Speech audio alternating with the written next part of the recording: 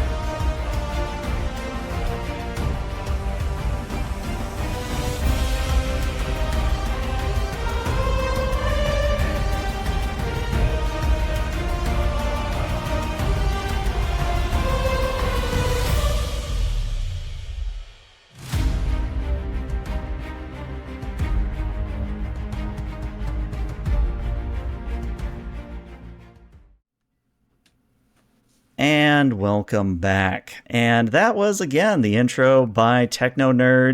He's on all the socials. Definitely give him your love and support. He definitely deserves it. But, as is tradition on my Star Trek Adventures actual plays, is I have the players do an opening log. And I believe that Captain Cannon, you have that honor today. So please take it away. Captain's Log, Stardate 73009.2. This is Captain Cannon of the U.S.S. Wolf-Rayet. We have passed through the Pandora's Gate and entered the Andromeda Galaxy. Our mission is one of exploration, discovery, and the expansion of the Federation's knowledge. We are tasked with exploring the vast and uncharted territory of the Andromeda Galaxy. The crew understands the magnitude of what we're doing. We are pioneers, carving a path through the unknown. It is an honor and a responsibility I take seriously. I can feel the pull of the unknown, the thrill of what lies ahead.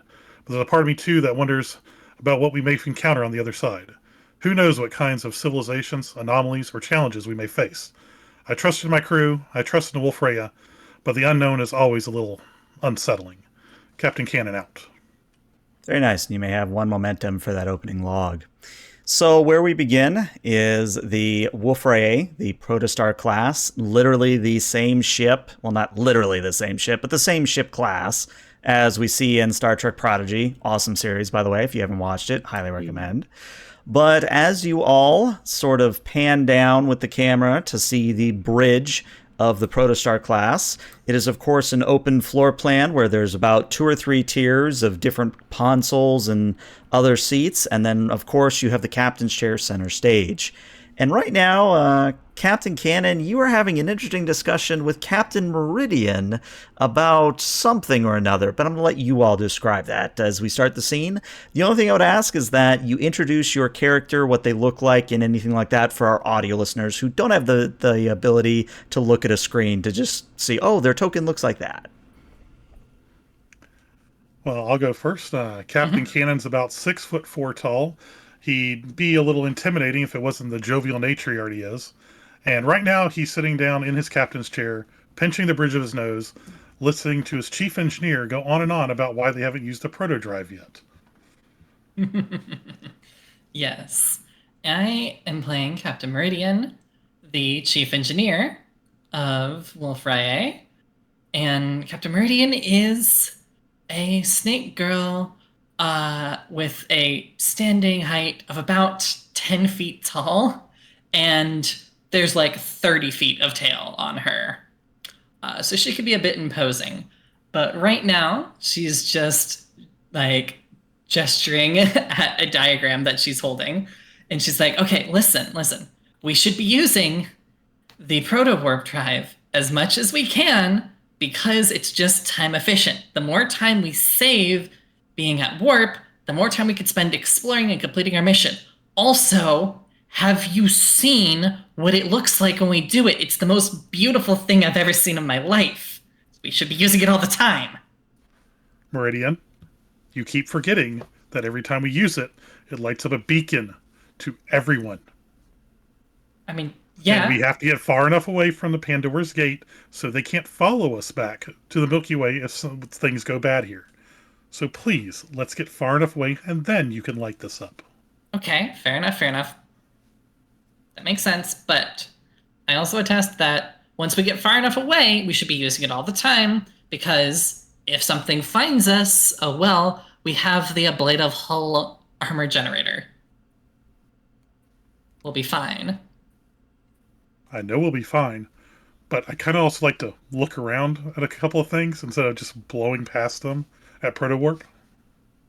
Okay, that's fair.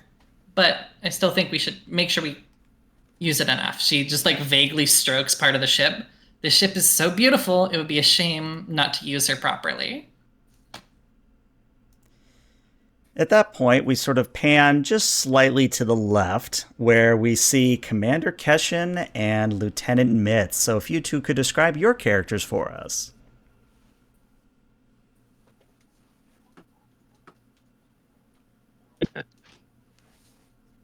Okay, well, I've got a Zeronite male. So Zeronites are kind of 2 hemispheres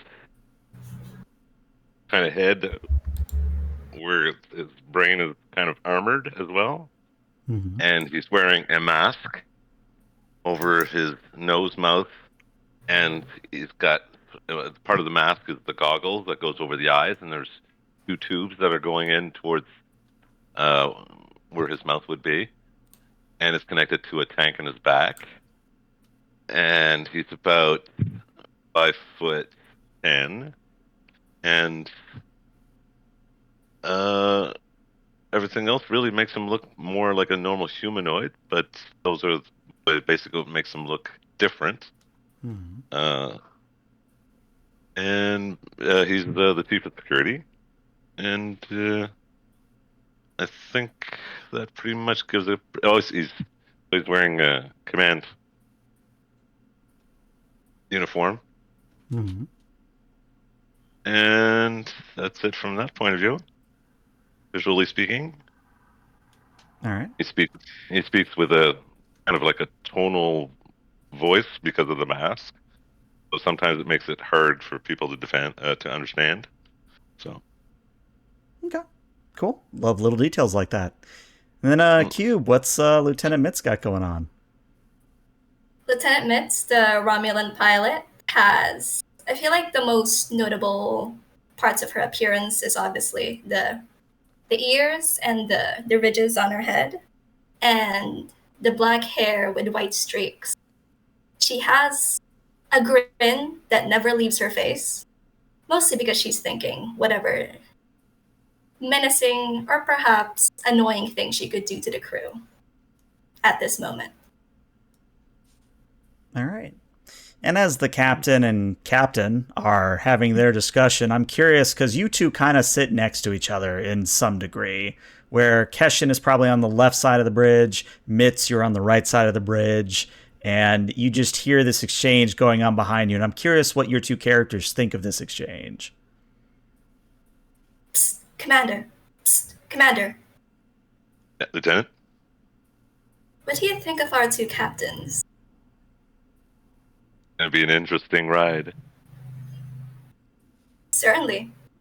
If they were ever if theoretically they were ever to get into a fight, who do you think would win?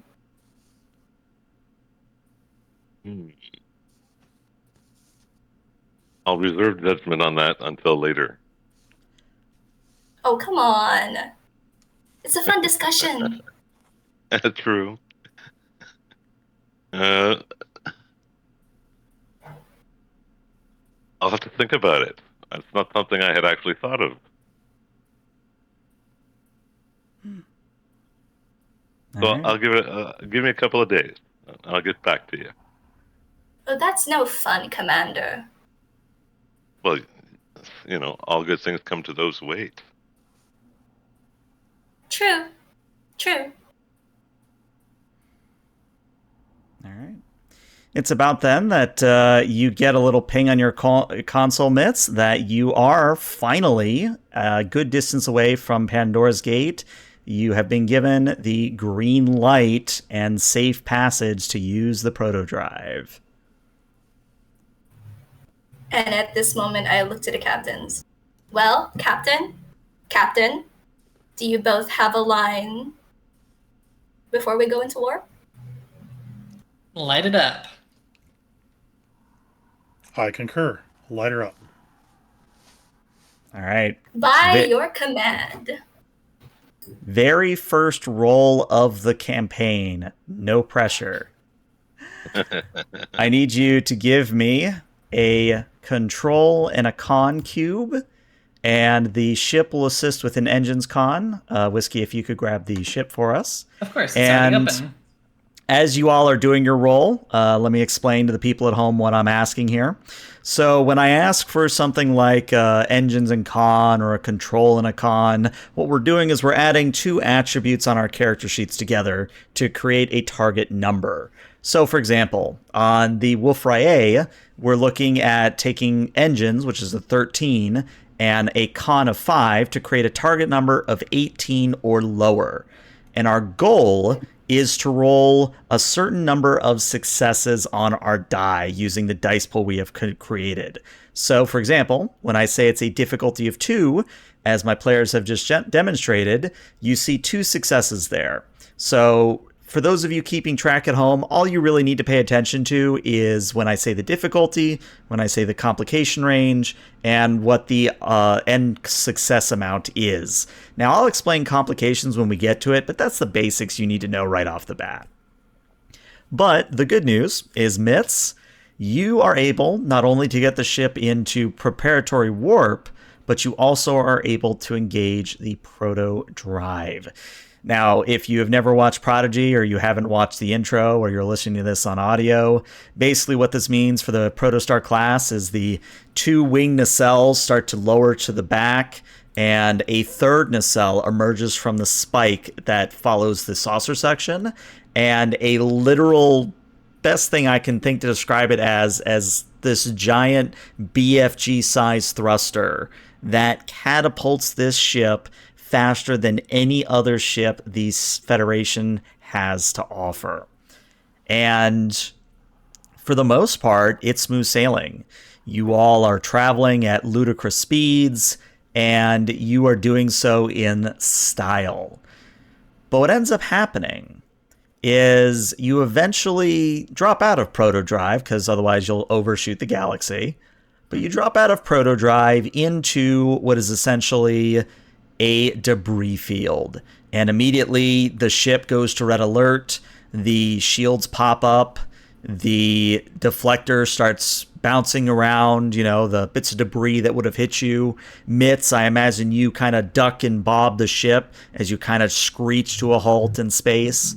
And as you finally come to a stop, outside on the bridge, because there's no view screen on a Protostar class, it's literally just open to the elements. And you have holo displays if you need them. But as you all look out of the windows of the bridge, you're seeing wrecks of space hulks, you're seeing bits of what could be some asteroids. Someone has taken for lack of a better term, a killing area, and that is what you have jumped into right now. I rolled for our improved warp drive, so we do still have reserve power. Good to know. Cool. No, the captain's going to get up, say, raise shields. Let's get a scan on this, find out what's going on. All right. Shields are already up, Captain. Good work thinking ahead. All right, and as I'm still learning characters, remind me, who actually does the sciencey things, or was that a supporting character? That's our supposed to be a holographic supporting science character. officer. Oh, yeah, that's right, our holographic science officer. I remember. Which voice did I give them? I'm trying to remember. Was it Connery, or was it the Russian, or was it the French? I don't know, chat, what do you think? French, Slavic, or Sean Connery? What do you think, chat? Okay, don't go French because you'll offend me there. Captain, I don't know, Kern. I have no idea if you've actually heard my terrible French accent. I have. It's that bad. I have. Yeah. Captain, we should activate the emergency science hologram. All right. I see enough people going for Slavic. So appearing is a Slavic gentleman. He's kind of built, a little bit shorter than Captain Cannon, and he has a very impressive beard that is streaked with white. And he just sort of looks out on the debris field and reports, "Well, captains, I am eager to report that there are no immediate hostiles. I am not seeing anything that would indicate the cause of all this destruction, but it is some cause for concern all the same." Are we detecting any ships in the area? That sounds like a question for Commander Keshin. So, Mr. Keshin, It is. if you could give me a reason and a security, and the Wolf-Rayet will assist you with a sensors security, and for the people at home, the Wolf-Rayet has advanced sensor suites. So, the ship actually rolls 2d20 rather than the 1d20 on an assist. And when I say, for example, something has a focus, it basically means that the critical success range is expanded. So, for example, when I say that the Wolf-Rayet has a focus here, what I mean is that when they do sensor security, they crit on their security score or lower. And since their security score is a 2, they crit on a 2 or lower. And crits in this system are just 2 successes. So you basically get a lot of extra successes. And once we actually get extra successes, I'll explain momentum and threat and all that hootenanny. Okay, so speaking of successes, how many successes are we working for? You're looking for 2. 2, okay. That's what I thought. Well, that's a Oh, teaching speak of moment at least. So that's, teaching moment. I love it. And then we need to roll the ship as well, right? Yep, ship as well. Yeah. And since it is sensors, you get to roll 2d20 for the ship. I have it up, so I may as well. Sensor security, you said? Yep. Sensor security, using a focus, and number of dice to pull 2. Okay, so this is a very good teachable moment. So as we can see, there is both a complication and 3 successes. So I'll talk about the complication first. So when you roll a 20, or whenever the complication range is larger and you roll another kind of complication, basically one of a few things happens in Star Trek Adventures 2nd Edition. One of the easiest things that can happen is I just take threat, which is my meta currency to mess with the players as I see fit. And I should qualify that it's not necessarily a GM versus player mindset.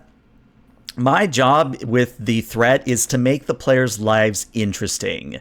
So by having extra threat, I can do more things. But usually I try to find a different use of complication. So another use of complication is I can introduce a negative trait to the scene, which might be something as innocuous as, oh, there's some turbulence, or, oh, a Tellurian hook spider falls out from a paneling, or, oh, your sensors are momentarily blipped out or something. But it can also be something like, oh yeah, you just jumped into a class 10 ion storm, have fun, kind of a thing. There is no, set, you must do this as a trait, if you get what I'm saying. Another example is I can use that complication to make your life difficult in terms of trying to meet a difficulty. And that's actually what I'm going to do here, is I'm going to immediately raise the difficulty from a 2 to a 3, but you still pass. So with 3 successes, Keshin, you're scanning the immediate area, and what you find is that the ship hulls are split open, ripped, and torn. You're not seeing any life signs. You're not seeing any cargo. But what you are noticing is both traces of Verteron particles, and that if what you're seeing on the hull is correct of these wreckages, those were made with some very, very large teeth. Wow, okay. Okay, so I shall report that to the captain. So, Captain, these ships haven't been destroyed in an ordinary fashion.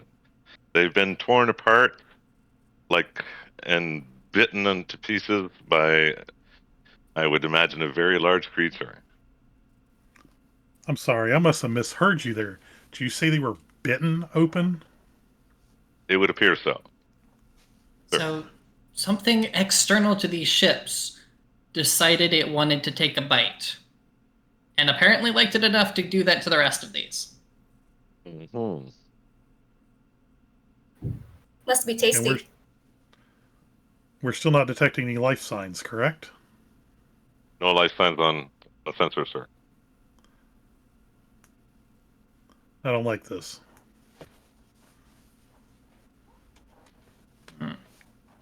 Verteron particles.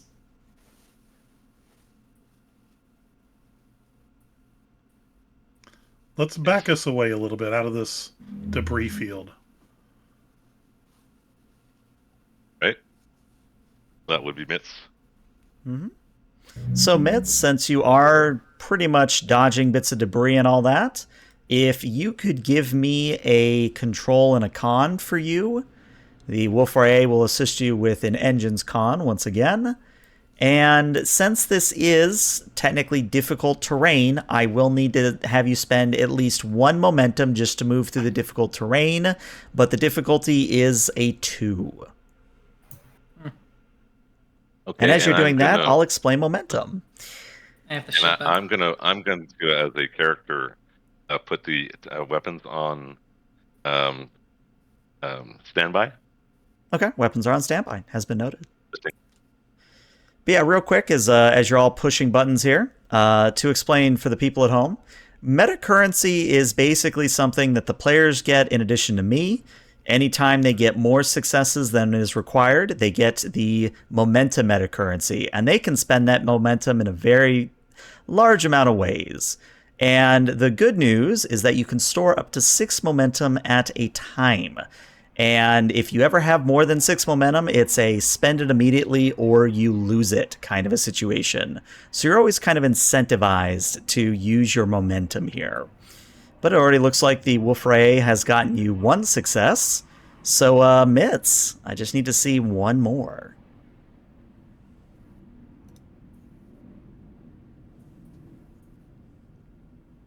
And again, it is a control and a con on your part.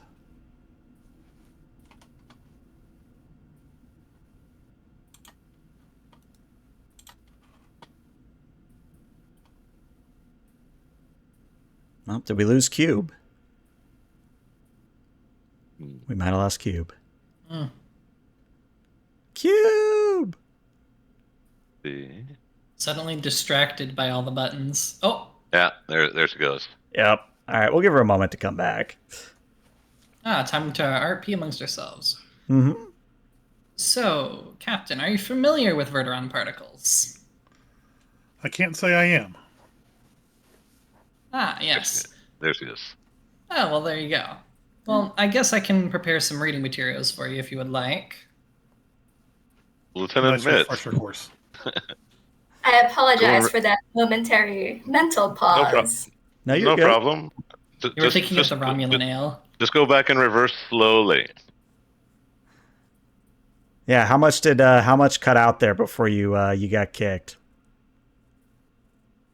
I was able to hear everything, but yeah. Ah, gotcha. Cool.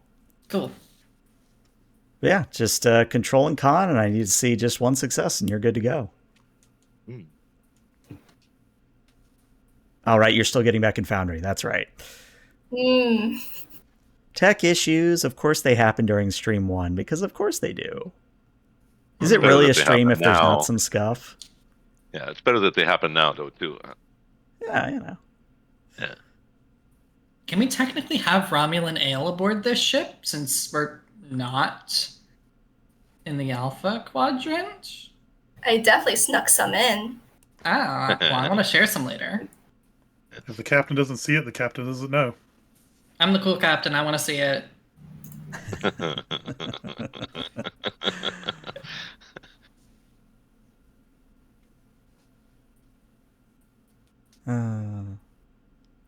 Is it giving you issue, Cube? Let me try again. Yeah, because right now I'm not seeing you as actually in the game, unfortunately. I think it kicked you entirely. You might need to refresh the whole browser real fast. Hold on, let me speed run this real quick. I got this, don't worry. I got this. But yeah, so Captain Meridian would then just go off on a tangent of what Verteron particles are, but I actually don't remember what they are, so... Well, I can give you the Cliff Notes version, is that they are faster than light particles, and they have been noted in a few instances, one of which was on the Enterprise D, where Verterons created a, for lack of a better descriptor, oh god, Kern, you might know the word for it, but it's basically Genesis without a beginning. Is it Proto-Genesis? I believe that's what it was. Yeah, so basically the Verteron particles, apropos of nothing, created life. And they use the holodeck of the Enterprise D as sort of an interface for the rest of the ship and the rest of the crew. And it was a whole thing with Data and Geordi, and they were trying to talk to the holograms who were making life. It was a whole cool episode. But also with Mitz giving you... Yeah, with Mitz getting you 3 successes, that is 4 successes overall, which means that is a grand total of 2 momentum. And remember that you had to spend 1 momentum to go through difficult terrain, so you should be at 3 momentum overall currently. But yeah, Mitz, you back everyone off as basically Captain Meridian goes over what Verteron particles are.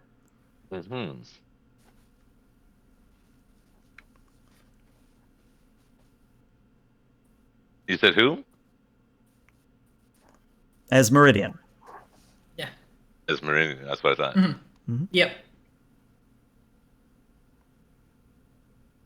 As we're backing off, are we seeing any movement? Verteron nodes are found in the Bajoran wormhole. Always wanted to fly through that. Same.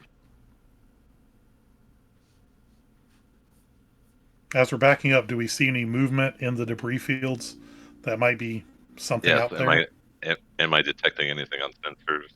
Well, you know, I have 8 threats. Why don't I just go ahead and spend 2 of it? Actually, no, wait a second. I have a chat complication. Thank you, chat. I'm going to use your chat complication.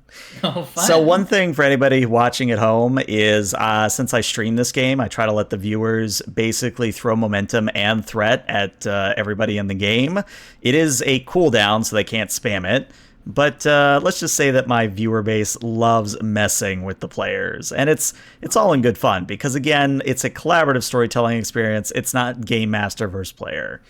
But since I do have a chat complication, what I'm going to say is that you sense and see not just one, not just two, but 5 shark-like megalodons, or I guess space megalodons, are emerging from what appear to be a cloaked state. Now, these giant space fauna, for lack of a better term, they are roughly about half the size of the Wolf-Rayet, and they are basically all angles, all teeth, and all attitude. And they are making a beeline for you. Captain, may I advise the ablative armor generator? Let's start with some evasive maneuvers. We don't want to hurt them if they're native to this area. Lieutenant, You got keep it. us out of their mouth. Reverse faster. All right, so if you are doing a evasive action task, this is actually going to make your or my attack rolls opposed against you, Mitz. So this is very actually, let me read this because they changed it in second edition.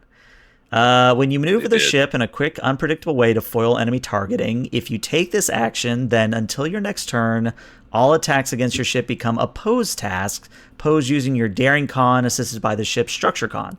Oh, so you don't even roll, you just toggle this on. Oh. That sounds fun. Yeah, that's a new This ship change. has such... Con is amazing on this ship. This is a good one. Yeah, this is a good one. All right, well, Mitz, assuming you do evasive action. And I'm I just will looking... do so. Because I think you also might have a talent that applies here. Let me see. Not nimble.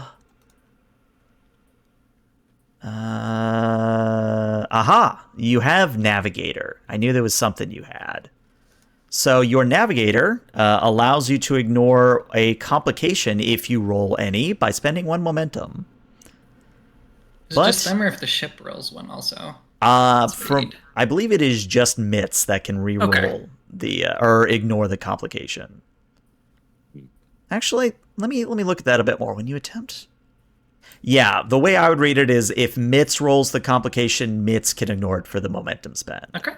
Sounds fun. But what it's going to matter is I'm going to give the sharks. Let's give them 3 dice. I'll go down to 7 threat. And I will give them 3 dice total. And let's expand out that 23 so you know what you have to roll against. May I use bold con? You certainly may by giving me threat. But let me explain what you have to beat here. I have rolled 3 successes here. So what that means is in order to not get hit, I need to see 4 successes here. Oh god. So ship is structure con. Ship is structure con. Mm-hmm. And You might want to use some momentum here. Does the ship always have a focus? I forget. Yes, the ship always has a Yes. focus. Awesome. Very useful for us. All right, well, there's already 2, so I need to see 2 more. And yeah, Mitz, since you have bold con, it's just how much threat you want to give me for how much additional dice. It's 1 threat will for give you it's one threat. threat. It's 1 threat for 3 dice total, 3 threat for 4 dice total, and 6 threat for 5 dice total. I'll give you 1 threat as a treat. Ooh, I'll give I you love 1 treats. threat as a treat. I love treats. I will take treats. They're Okay. pretty now. Now, if you want, you can crit fish with that 17. I could. No, don't do that. Yeah, don't. Is it threat? Is That's it how complication? 20 shows Or up. crit 20 fishing? show up. All right. Well, it sounds like the roll's going to stand, and in that case, that's 5 successes, meaning you get 1 point of momentum, bringing you up to 4. So, narratively, Mitz, you are working the console. You are causing the Wolf-Rayet to dip, dodge, and otherwise get the heck out of dodge as you not only exit the debris field, but you also exit the gnashing maws of these space megalodons. And there's a few instances where you think just at the right moment, you're like, Mitz, no, more to the left, more to the left. And then Mitz executes this grand maneuver that flips the ship over, and you're actually finally going not in reverse. So that's exciting. Cool. But for the moment, the Megalodons have not gotten attached to you, but they are pursuing you at speed. So if you go to half impulse, they go at about 3/4 impulse. If you go full impulse, they match it. Ooh. Okay, so Keshan under his breath so it'll be under his vocalizer. So nobody will understand it, but they'll say, "I wonder if they're cousins of the captain."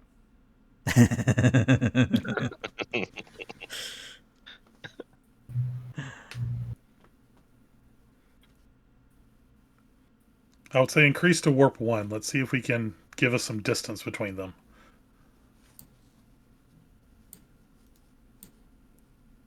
All right. So, going to warp in Starship Combat is a control and a con, assisted by the ship's engines and a con. The difficulty is a 2 here, and it requires reserve power. We have reserve power.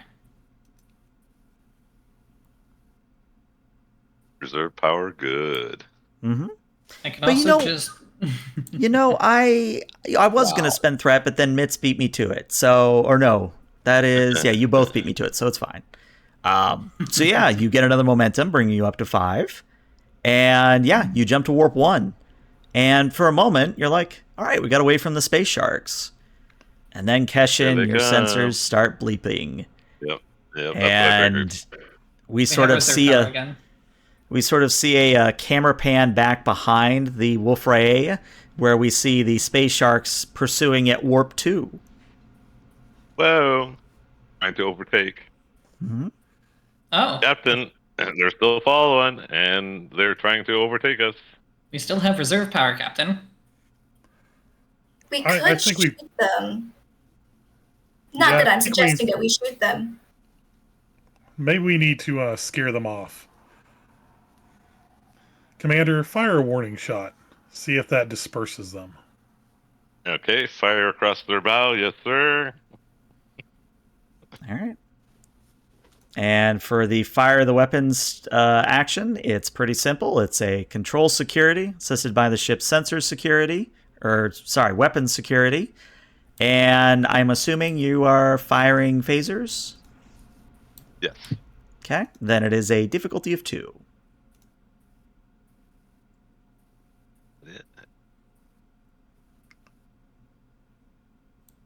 Okay, so that is 4 successes, making you at 6 momentum with 1 floating momentum.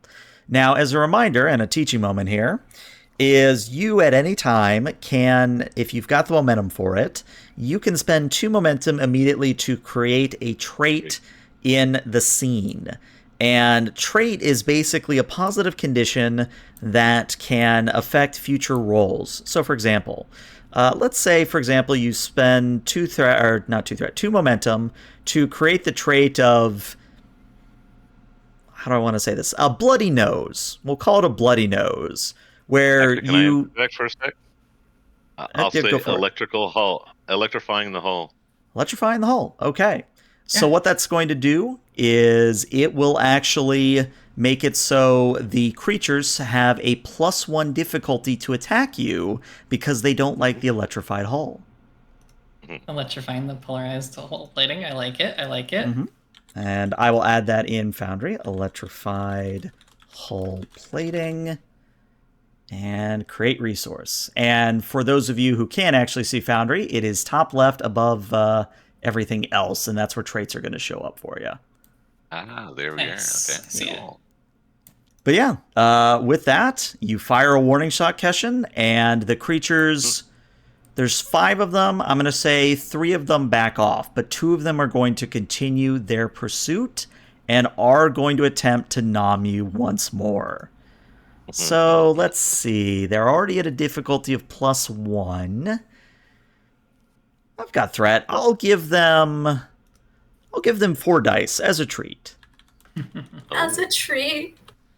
That's a really low. Let's see what we got here. That is Oh no. wow. That is 5 successes. So technically 4 successes because they were at an increased difficulty. So Mitz, I need to see 5 successes here or crunch time. Lovely. We're Shark Dish. Good time to use determination. Yeah, so Yeah. let's talk about determination for the people at home. So every character has the thing called values, and they have 4 values that represent a core tenet of their character. And if you are able to tie one of these values to the task you are currently doing, you can spend what is called determination. Every character starts every session with 1 point of determination, and there are ways to get more points of determination, but for the sake of teaching this in this moment, what value would you call into play here, Mitz?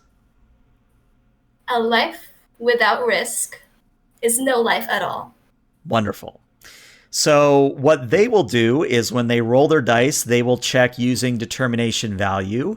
And what this does is it turns the first dice in the pool to a 1. So they already have 2 successes on their roll. So I would need to see 3 more from you, Mitz. And is the ship able to assist because of anything?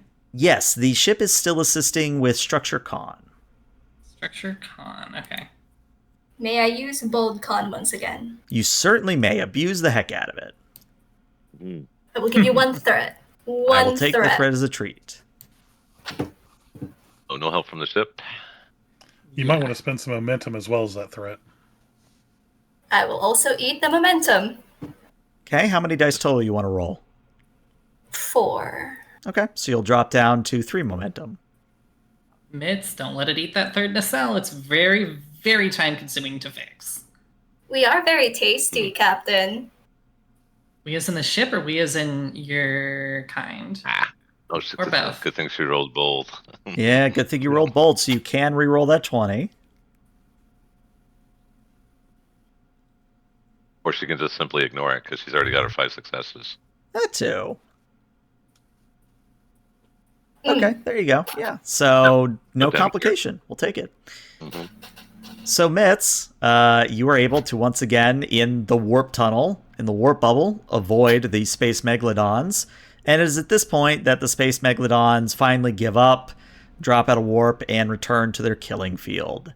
And you all are out of danger for the moment. Bring the ship to yellow alert. Well, I can cross space sharks off my things I never knew existed list. Yeah. Indeed. And Captain, oh, what do you wanna sharp name teeth them? they have. Yes, this time we didn't need a bigger boat. Very true. Which would be a problem. There's no boat dealerships anywhere near here. Although I suppose I could probably build one with a space replicator. She pulls up a little holo console and then just like starts diagramming out a starship for fun because that's just what she does. Well, we It's a- now avoided that. Is there anything else out here to spark our interest? Well, it's funny you say that because your CSO hologram says, "Oh, Captain, I am getting hail from unknown source. Would you like me to put it through?" Please do. And appearing on the view screen is an interesting fellow. And I'd like you to imagine the Ferengi with their big lobed ears, but there's 4 of them. And they also kind of look like a Cation. So a cat person with Ferengi big ears, and there's 4 of them, if you can picture that in your head. So But it's a cat with. So are they cat ears but Ferengi sized, or Yes. they have 4? Okay. yes, they are, for lack of a better descriptor, they're like Maine Coon cats because they have big floofy ears, or like a lynx or a bobcat with the big ears, and there's 4 of them. But this person, creature, whoever they are, They start talking, and for the first few seconds, you just hear meow, meow, meow, meow, meow, meow, meow, meow, as the universal translator catches up, and eventually you start to hear, were you hurt at all? Did you cause any damage to the creatures? Are you even able to understand me? Well, this is Captain Lance Cannon of the Wolf-Rayet. We can now understand you. We don't believe we hurt the creatures, and they didn't do any damage to the vessel. What are they?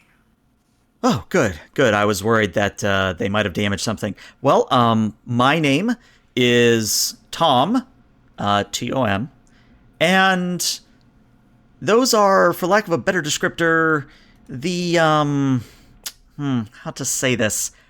They were initially a science experiment of mine, and then they may or may not have gotten out of control and evolved into the state you find them now. Okay, you made these? Yes. For what purpose? Well, like I said, it was initially a science experiment where I wanted to see what I could do to a cosmozoan. I guess I should say I'm a bit of a biologist at heart, a xenobiologist at heart. And the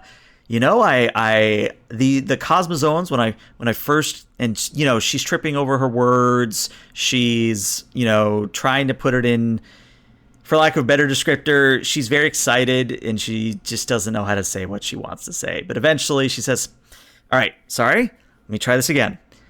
Science experiment. Initially they were very small, could stay on my ship, small little cosmozoans. But I maybe tweaked their growth hormones just a little too well, and they got really big and started eating starships. And you haven't done anything about them yet? Well, I mean, I set up warning buoys, and anytime somebody accidentally gets into the killing field, I come running to help, but you got out yourself, so that's good. The captain's just going to put his head in his hands while he realizes that this person is obviously some form of mad scientist. Mm-hmm. I have a question, if I may, Captain. Be my guest. Is there anything preventing these sharks from escaping their kill box, for lack of a better term? Are they encaged in there by some sort of directive, or do we need to risk them going much farther than the vicinity that they were in? Well, that kind of depends on how much they've had to eat. As long as they keep getting comets or asteroids or, heavens forbid, another ship to eat, they're pretty content to just stay there. But the fact they chased you that far before they went back is kind of worrying, because the only other thing they eat besides the whole asteroids and other metals is they're supposed to be eating protoplanets and stellar nurseries, nebulas, if you will. Oh, that makes sense. Now, unfortunately, the closest nebula that I know about is about 20 light years that direction, and she points randomly off the screen as if directions work like that in space. And she says, yeah, it's about 20 light years that way, and I just don't have a way to get them from where they are to that 20 light years away nebula. But bigger problem, slightly bigger problem. The closest system that they would end up in is it's an inhabited world, and the people there don't really know about whole alien things, and I think if space sharks came down and started eating their planet and people, could be a big problem. That would be a slightly large traumatic. Or, they'll start a whole religion about space sharks, which would be cool, because that means that I'm the progenitor of their gods, which is really fun.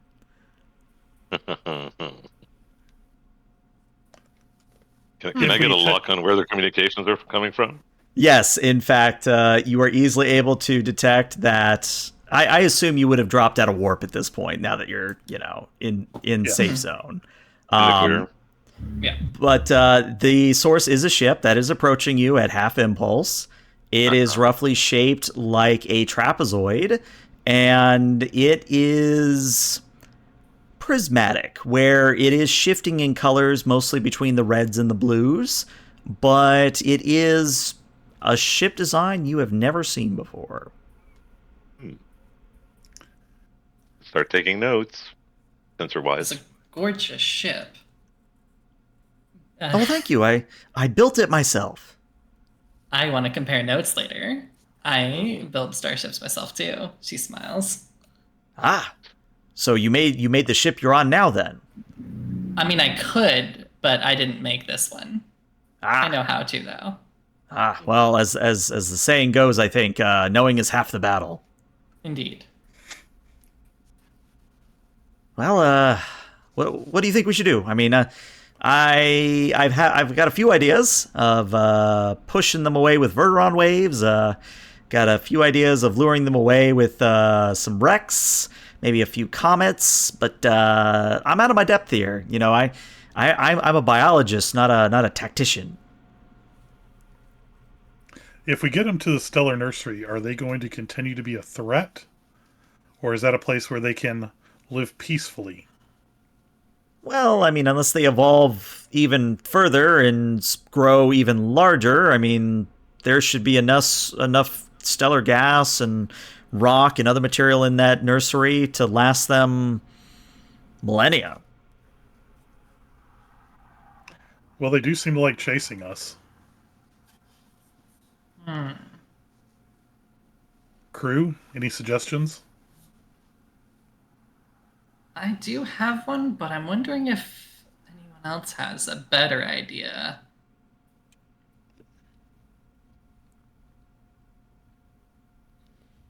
I guess I could start with mine while everyone else thinks. I'm not sure it's terribly the best idea, but I was thinking back to an old 20th century Earth game. I don't know how well versed you are in Earth gaming history, but there was a game called Pac-Man.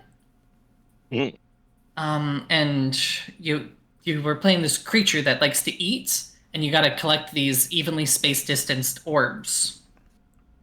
I was thinking perhaps we could, using the vehicle replicator, replicate something vaguely tasty and create like effectively a bread trail from the nebula to where they are, and hope that they just eat in little segments all the way over there.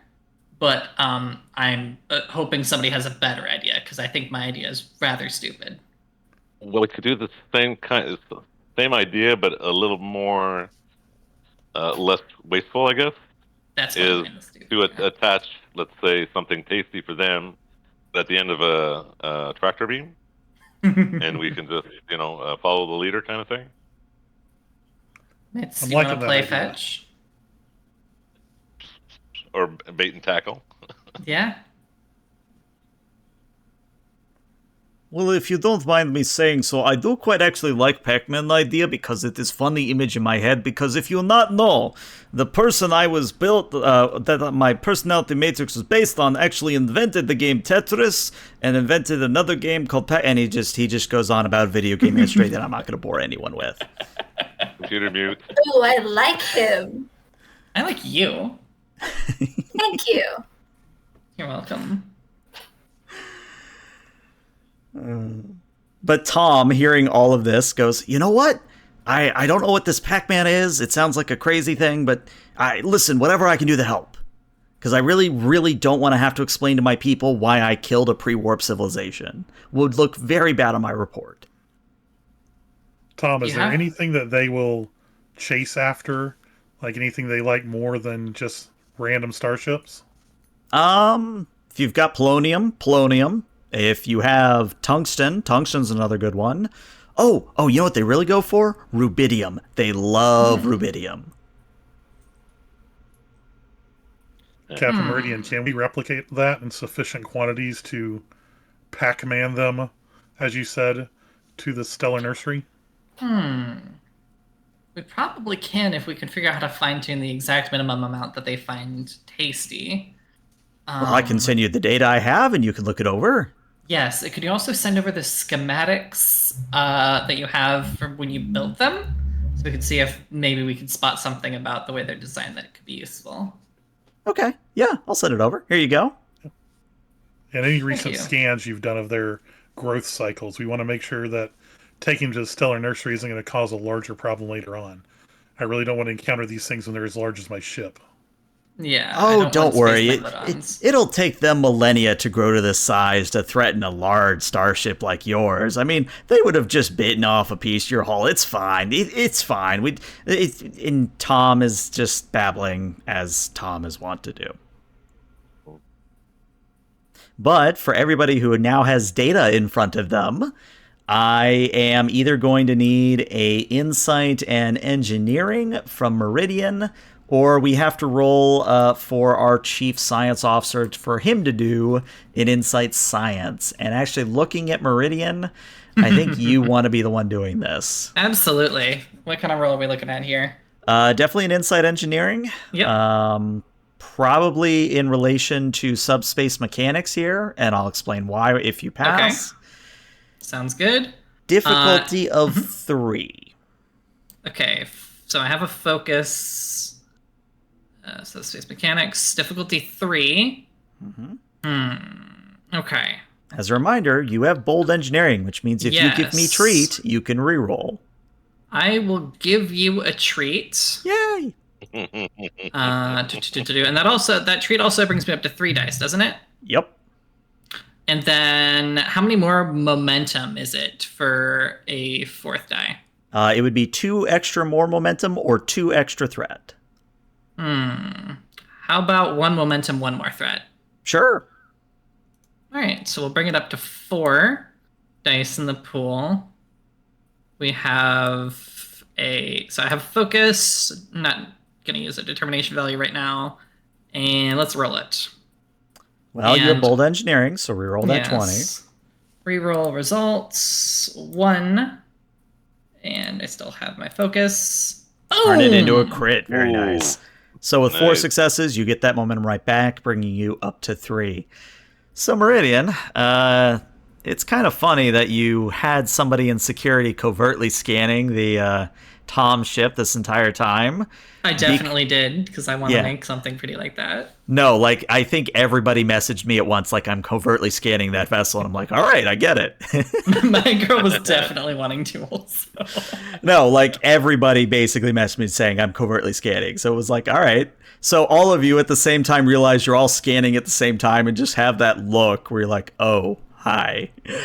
But as you have that moment of realization, Meridian, Tom's entire ship is made out of rubidium. So if you dismantle Tom's ship in piecemeal, you will have plenty of ways to Pac-Man your way to that stellar nursery. Captain, if I may, I do have a solution for this. I mute the comms so he can't hear what we're talking about. Okay. Really? Yes. All right, so if we politely ask Tom for 2 things. First, the schematics for their ship so we can build them a new one later. Because their ship contains all of the materials that we need to perform this task. You're just going to have to convince them to let us disassemble their ship and promise that we can build them a new one after. I assure you I can build them a new ship. I get where you're coming from. Also, if we can just literally get the schematics, that'd be very, very nice. For unrelated reasons to building them a new ship as well. All right, I motion for comms to turn back on. I'm like, Tom, I've got good news and I've got bad news. Well, I mean, Good news if you look at it from a certain point of view, it's always either all good news or all bad news. Well, you're probably not going to like this. We're going to fix your shark problem. You're going to need a lift back home, though. Oh. Okay, why am I going to need a lift back home? Because we're going to have to use your ship to take care of your shark problem. I can build you a new one after, though. All right, and Captain Cannon, roll for you. Presence and command. Difficulty of 3, and you have persuasion as a focus here.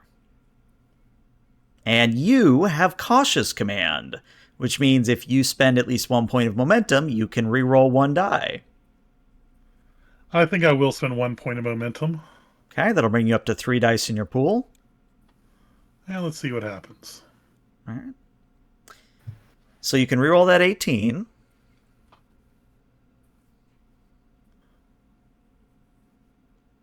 All right, there's your 3. Oh, wow. Very nice. Actually, no, that's a crit. So that's actually that's another point of momentum for you. Well done. Nice. So you say this, and Tom thinks it over, and she finally says, "Well, yes, I suppose that would make sense if we use the rubidium of my ship, which they fed on before. Yes, why didn't I think of this before? I could have done this myself. Brilliant. Yes, all of you from where it is you all are from are brilliant. Where are you from exactly?" A group called the Federation. Let's just stick with that. Okay, Federation. Got it. Never heard of it. But, hey, you're going to fix this problem, and I get to go home and catch a lift with you all and, get to go home and deliver my report, and nobody needs to know about the killer space sharks that were going to wipe out a pre-warp civilization, right? Right. Great. Yep. So, how are we doing this? Do I dock with your vessel? I don't know how your ship works. I mean, do you have some transporters or something? We do have transporter technology, and we would be more than happy to beam you over and provide you quarters while we deal with this issue. Oh, yes. Give me 5 minutes. And they cut the comm channel. Captain, I suggest the quarters be behind a level 10 force field. Yeah, we're not going to give him access to any ship systems. Sensitive places, yeah. He might get access to a food replicator, and that's about it. Yeah, please don't let them near the Protostar. I don't want them knowing we have something like that. Mm-hmm. Well, to make matters interesting, I have 8 threat. I'm going to spend 8 threat. Oh, no. Ooh. Oh, no. To say that as you are having this conversation, guess what drops out of warp? Your favorite space sharks. So, oh, good. Shoot. Even better, they're not going for you. They're going for the precious rubidium you need to Pac-Man them. I think we might go to Plan B. Activate tractor beams and tractor use that beam. to sort of push around the ship. Yeah. Commander, Right. that's Keep an it away excellent idea. from Let's drag this ship and see if we can get them to follow us. And say, Mitz, could you go in the opposite direction so we can drag this thing along? By your command. Shall I grab transporter controls and get them out of there before we start flinging them around like crazy? The captain thinks for a second. Yeah, I guess so. Should I beam them directly to their quarters? No, beam them to the bridge. Ooh, okay. Sure. Alright. I will poke at my console, pull up the controls, and ELH, what do I have to roll to transport them from their ship to the bridge? Well, the good news is it's a pretty easy roll, all things considered. You just need to give me a page 190. I think there's like an entire table for transporter we can shenanigans. give you just a page? Wow. Yeah, so for anybody who doesn't know what we're talking about, in first edition, transporting was a whole mess. But now it has been simplified tremendously if I can just find the right page. I think it's still a little complicated, though, with the that's why I'm levels pulling of it up. things. There we go. All right, let's see. All right, transporting from a transporter pad to a destination transporter pad, aka a pad-to-pad transport, is a control engineering task with a difficulty of 0, assisted by the ship's sensors and science. Well, that means the ship rolls 2d20 for the assist. Transporting from a transporter pad to another site, one without a transporter pad, or vice versa, increases the difficulty. Okay, so it is still as stupidly complicated. Oh, but yeah, it is. what this means is the target's not on a transporter pad, +1. The target destination's not on a transporter pad, +1. So what I see is a difficulty 2 control engineering assisted by the ship's sensor science. Okay, can somebody grab the ship? Okay, so control engineering. It's a difficulty 2, you said? Yep. Okay. Have a treat so I can reroll any complications. The Bring it up ship to rolls sensors 3. engineering, if I recall, right? No, they changed it. It's sensor science now, but since you have Sensor advanced science, sensor okay. suites, you actually get to roll Right. 2d20 for the ship. Right. Plus 2 dice. Does it matter which rolls first, the ship Focus. or me, technically? No, as long as you roll, that's all that matters. Okay. Okay. So if the ship has 2 dice, okay. I mean, you only need one more. That's fair. Yeah, I got 3 dice. We'll go with it. And let's see. Can I interest you in a focus of power systems? Sure, why not? Lovely. All right. Well, there you go. 2 successes. All right, so 3 total, meaning you get some momentum back. And yeah, you kind of just whoop your hand over the controls, and they essentially are beamed into the quarters, quote unquote, you have arranged for them. I think they asked for bridge, but yeah. Oh, sorry, the Yeah, bridge. Did We did Yeah. that Yeah. for the bridge. Yeah, my Yeah. bad. So you beam them Yeah, onto yeah. the bridge, and it's a good thing too, because I thought I was going to miss out on this. So when they beam onto the bridge, you're maybe expecting, like a tall Cation or like a big sort of individual. Tom is barely 2 feet tall. They are a little munchkin. Yes. I try really hard not to laugh. I sort of look over at them being 10 feet tall. Hi, Tom. Do They you look want- up at you and say, "You are a very big individual." Thank you. Do you want to be raised higher up? Or No, you I'm good afraid down of there? heights. You pilot a spaceship. It's not heights, it's space. What do you call being in orbit? Being in space just above a planet. What happens if you get out? I don't. Okay. Would you Fair like us to? Yeah, good answer, really. It's hard to argue with that one. It's truly. Wow. Yes, I can't say that if we're able to save my ship from being eaten, the Ravetti Consortium will be more than happy to reward you for rescuing me and my research data. Fair enough. How do you spell that? I'll put it in chat so you know how to spell it. Ravetti is how you say it. Ravetti Consortium.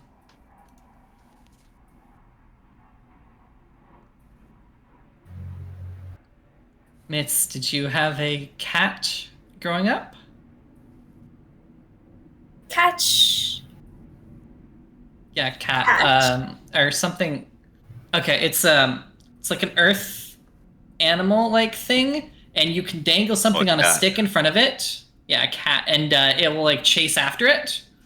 Basically, we need you to do that. Oh, I see. An earth animal. I see. Yes, I study Earth because they're so fascinating.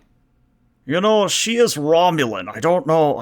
No, that's wrong voice. I do not think it is fair to Romulan to talk about Earth Cat. You know, if you want to talk about feline on Romulus, you must speak of the Grand Gracia Beast.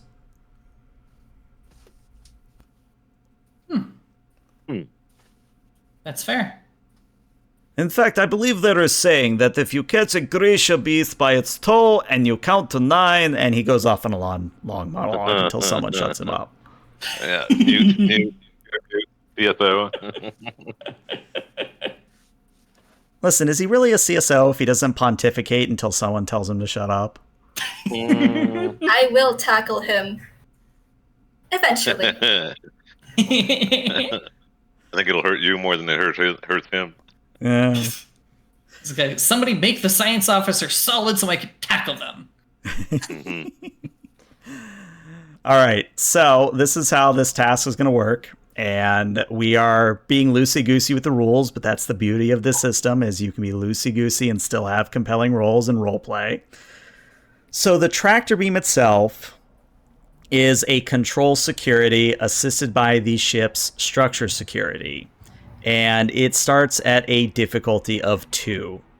However, you are also going to warp and sort of ramping up and down warp velocity so that you just pull the treat away from the sharks so they chase after it, but not enough that they can catch it.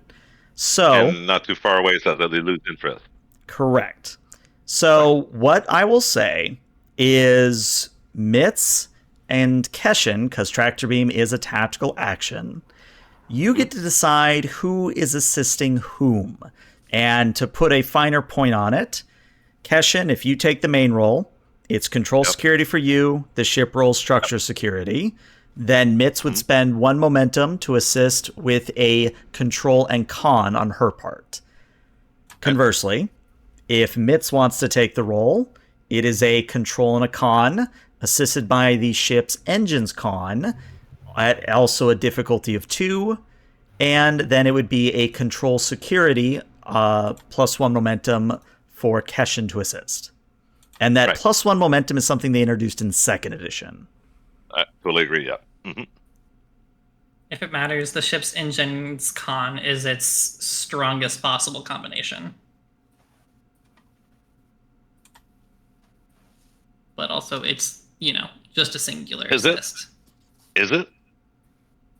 I'm pretty sure, yeah. We have a 13 in engines and a 5 in con. Okay, I see what you mean. You're talking about the ship. Yep. Yeah. But again, that's just one source of your support roles, so.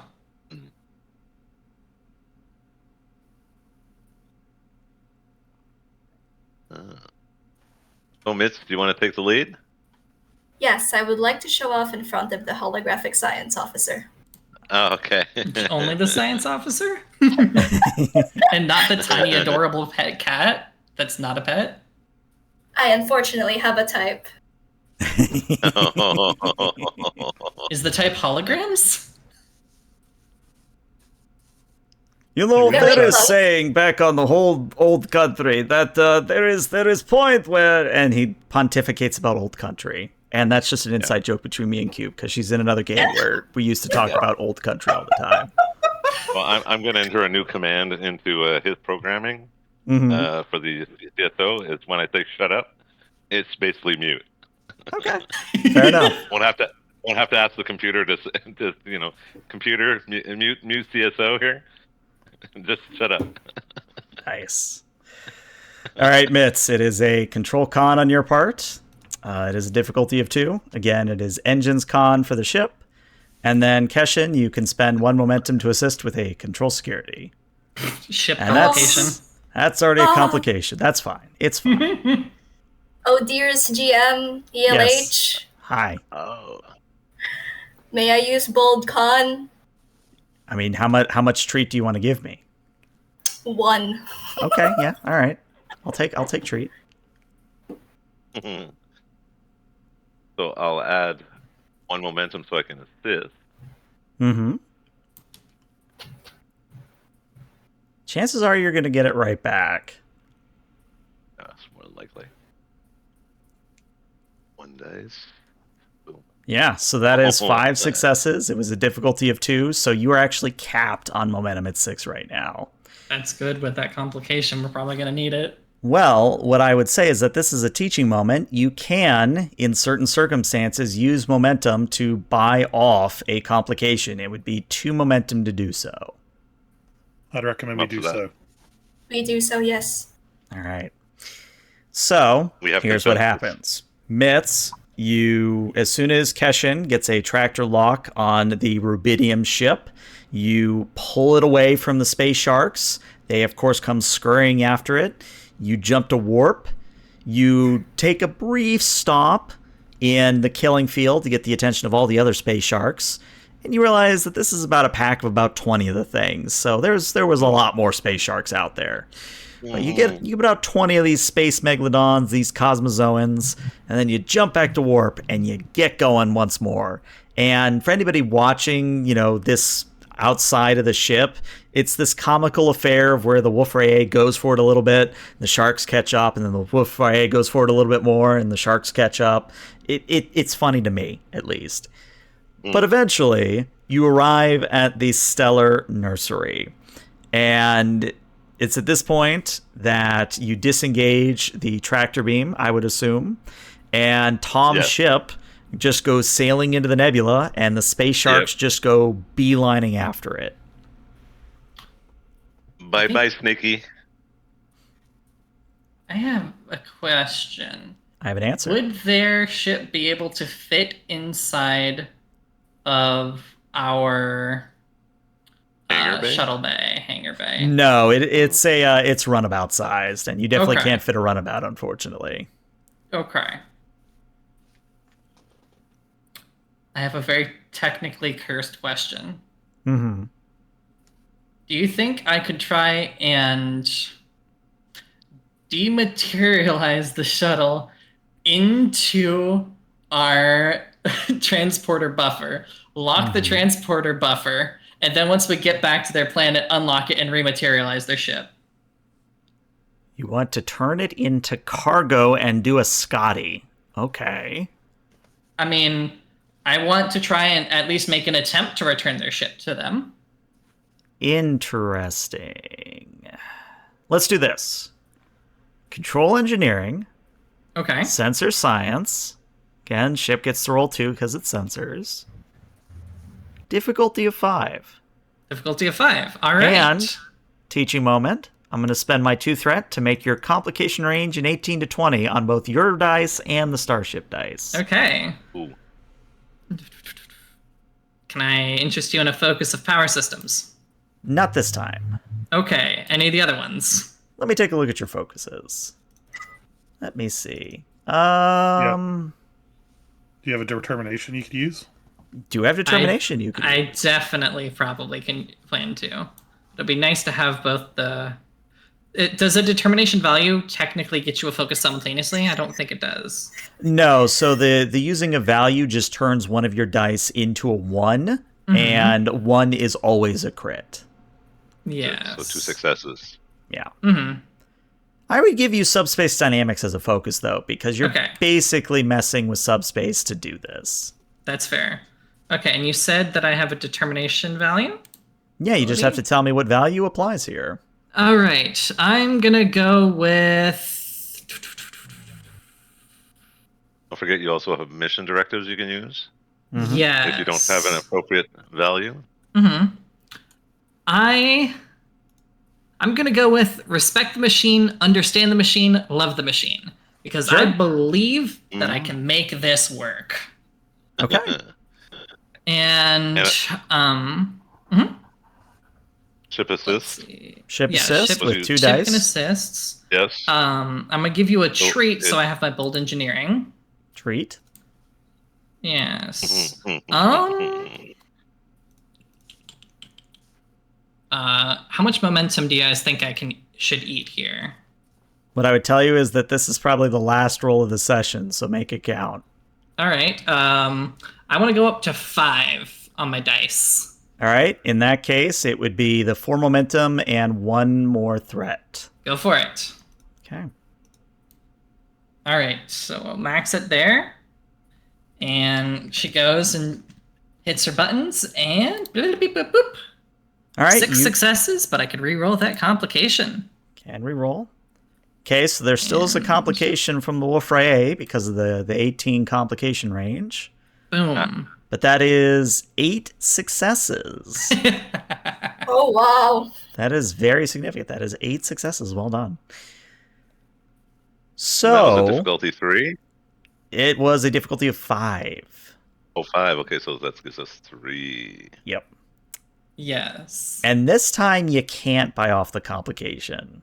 Because what happens is you do dematerialize their ship. You do store it in the pattern buffer.